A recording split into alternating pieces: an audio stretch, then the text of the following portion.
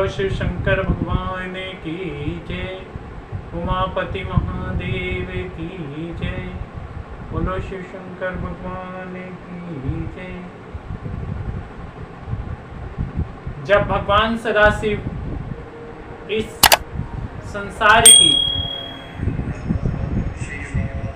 तरह तरह की सृष्टि रचना करते हैं तो सभी देवतागण भगवान की आराधना में संलग्न हो जाते हैं और उनकी तरह तरह से स्तुति करते हुए कहते हैं कि हे प्रभु, आपके महान तेज महिमा का वर्णन कोई नहीं कर सकता।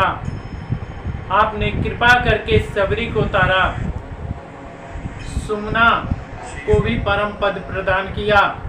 आपकी सेवा से अनेक पापी मोक्ष पद को प्राप्त हो गए।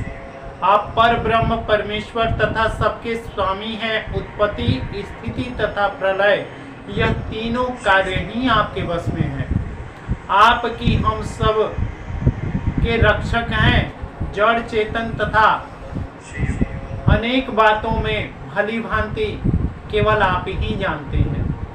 संसार में ऐसा कोई भी पदार्थ नहीं है जो आपसे अलग है।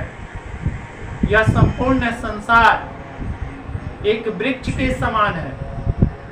उस वृक्ष का एक अंकुर, 2 फल और 3 मूल तथा 4 रस है। आप स्वयं ही आकाश तथा स्वयं ही पृथ्वी रूप है। निकट तथा दूरी सब आप में ही वर्तमान है। हे प्रभु, माया के वशीभूत रहने के कारण साधारण लोग आपको नहीं जान पाते, परंतु जो लोग आपके भक्त हैं वे संपूर्ण संसार को शिवमय ही देखते रहते हैं और संसार की समस्त चराचर जीव में भी आपका ही स्वरूप देखते हुए आपका ही ध्यान किया करते हैं। आपका स्वरूप निर्गुण है, परंतु भक्तों पर कृपा करके आपने सगुण रूप धारण करके सबको जना दिया कि आप ही इस सृष्टि की कर्ता, कर्म और सभी प्रकार के रक्षक हैं। आपके चरण रूपी नौका संसार के इस अथाह सागर को पार करने के लिए है। आपकी भक्ति के बिना आवागमन से भी छूटा नहीं जा सकता। आपके भक्त हरदम निर्भय होकर आपका नाम जपा करते हैं और आप में ही लीन होने के लिए बैठे रहते हैं कि कब हमारे प्रभु अपने पास हमें अपने चरणों में बुला लें। आपके चरणों की सेवा करके वे परम पद को प्राप्त कर लेते हैं। हे स्वामी, आप उत्पत्ति के समय ब्रह्मा, पालन के समय विष्णु और संहार के समय स्वयं हर का स्वरूप धारण करते हैं। वेद, कर्म, जप, तप, योग तथा ध्यान आदि द्वारा आप प्राप्त नहीं होते। यदि आप सगुण रूप धारण नहीं करते तो हम लोग आपको भला कैसे जानते?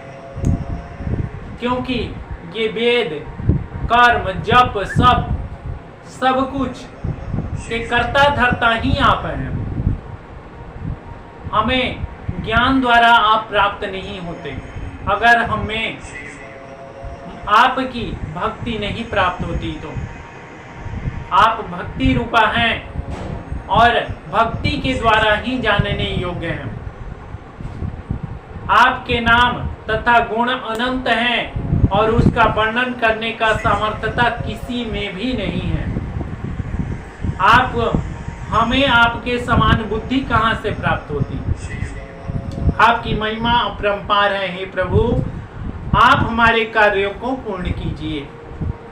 आप देवताओं के स्वामी, संपूर्ण सृष्टि के इंद्र तथा शुभ मार्ग पर स्थित करने वाले संपूर्ण सृष्टि के कारण स्वरूपा अविनाशी, अनादि और अप्रमेय हैं। आपका शरीर विद्या बुद्धि से परिपूर्ण है। हे प्रभु, आपका चरित्र भक्तों के हृदय के दुख को दूर करने वाला है। इसलिए वे कुसंगति तथा काम क्रोध आदि को त्याग कर हमें आपकी सेवा करने का सानिध्यता मिल जाए तो इस संसार में और कुछ प्राप्त करने की इच्छा नहीं होगी। आप पर पूर्ण ब्रह्म, अनादि अनंत निदान दुख नाशक, आपके ही सबसे पहले शरीर आपने धारण किया, इस सृष्टि को उत्पन्न किया और इस सृष्टि में तरह तरह के जीव जंतु सब कुछ आप ही ने बनाया। जो लोग मन लगाकर आपके गुणों को सुनते हैं और उनका ध्यान धरते हैं, उन्हीं पर आप कृपा भी दिखलाते हैं। बहुत से लोग तो धर्म मार्ग को भी त्याग कर केवल आपका ही स्नेह रखते हैं और अपनी भक्ति पर दृढ़ रहने के कारण वे आपको प्राप्त कर लेते हैं। इस प्रकार स्तुति करके विष्णु जी, ब्रह्मा जी तथा अन्य सभी देवता चुप रह गए। उस समय शिव जी ने अत्यंत प्रसन्न होकर हम लोगों से इस प्रकार कहा कि हे देवताओं, तुम सब लोग यहाँ किस लिए आए हो? हमें ऐसा प्रतीत होता है कि तुम बहुत ही चिंतित हो। अस्तुता जो भी बात हो वह हमसे कहो, हम उसका निवारण अवश्य करेंगे। इस पर भगवान विष्णु जी ने प्रार्थना करते हुए कहा कि हे प्रभु, हमारे धन्य भाग हैं जो आपने हमारे लिए अपनी पूर्ण समाधि को त्याग दिया और हम पर कृपा करने के लिए आपने अपना कृपालु हाथ हम सभी के सिर के ऊपर से निकाला, जिनके ऊपर आप अनुग्रह करते हैं। हे स्वामी, आपकी महिमा महान है।